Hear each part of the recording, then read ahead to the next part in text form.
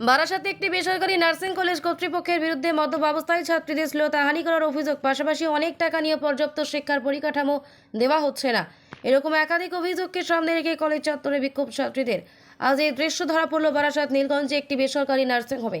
কলেজটি নার্সিং ও পলিটেকনিক শিক্ষা প্রতিষ্ঠান। পড়ুয়াদের অভিযোগের তীর শিক্ষা প্রতিষ্ঠানে কর্তৃপক্ষের বিরুদ্ধে। স্টুডেন্ট বলছি জিএনএম থেকে। আমাদের গত রবিবার দিন হঠাৎ করে রাত্রিবেলা 10:30 নাগাদ এসে ফোন কেড়ে নেওয়া হয়। সেদিন আমাদেরকে বলা হয়েছিল যে আমাদের কাছে ফোন থাকবে। এরকমভাবেই আমরা 10:30 এরকম বাজে, তো সবাই পড়তে বসেছি, নিজেদের অ্যাসাইনমেন্ট করছি। হঠাৎ করে আমাদের কলেজ ক্যাপ্টেন এসে ফোন নিয়ে নেয়। আমরা ভাবলাম হয়তো কিছু সমস্যা হয়েছে, তাই জন্য ফোন নিয়েছে। ঠিক আছে, সাথে সাথে শুনছি কি আমাদের যে ডিরেক্টর ম্যানেজার আছে সিদ্ধার্থ স্যার, উনি আসেন। এসে খুব একদম ড্রাঙ্ক অবস্থায়, নিজের পায়ে তো দাঁড়াতেই পারছেন না, সেইভাবে এসে এখানে ঝামেলা করেন। কেমন ঝামেলা না, আমাদের কিছুক্ষণ ধরে আমাদের রুমে 10-15 মিনিট দাঁড়িয়ে কথা বলে আমাদেরই ইয়ারের আরেকটা রুমে গিয়ে ওনার নিজের দিদিকে রুম থেকে এরকম হাত ধরে বার করে দিয়ে দরজা লক করে বাজে ভাষা কথা বলেছে। কথাগুলো এরকমই, তোদেরকে আমরা কিভাবে লাইন মারবো, তোরা তো আমার লেভেলে পড়িস না, আমার লেভেলে যেখানে পড়ে আমি সেখানে লাইন মারি। একটা দিদিকে এরকম চড় মেরে কথা বলেছে, ওই দিদির হাত ধরে নিজের গালে নিজে চড় মেরেছে। এইরকম বিহেভিয়ার উনি করেছে পুরোপুরি মদ খেয়ে। সিদ্ধার্থ ঘোষ। সব কিছু হওয়ার পর উনি আবার আমাদের রুমে এসে এবার আমরা তো ততক্ষণে বুঝে গেছি যে উনি টোটালি ড্রাঙ্ক হয়ে রয়েছে, আমাদের সাথে মিসবিহেভ করছে।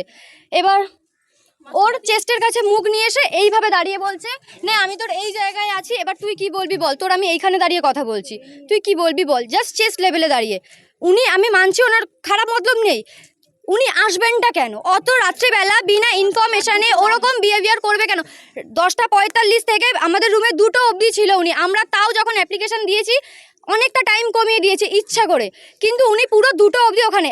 যখন ওনার দিদি উনি বেরিয়ে গেছে, আমরা ওনার দিদিকে কন্টিনিউয়াসলি ডাকছি, অর্পিতা মিত্রাকে, যে ম্যাম আপনি আসুন, আপনাদের সাথে কথা আছে কিছু। উনি আসবেন না, কালকে কথা হবে।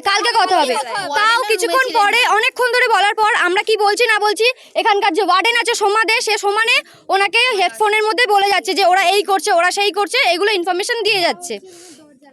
তাও হ্যাঁ, এবার আমাদের বকা দিচ্ছে, যাই করছে দরজা লাগিয়ে। অর্পিতা মিত্র এতটাই নিজের ভাইকে ভয় পায় যে ড্রাঙ্ক হয়ে আছে বলে সে দরজার বাইরে পায়চারি করছে, কিন্তু দরজা খুলে তাকে বলতে পারছে না যে ভাই তুই বেরিয়ে আয় বা কিছু।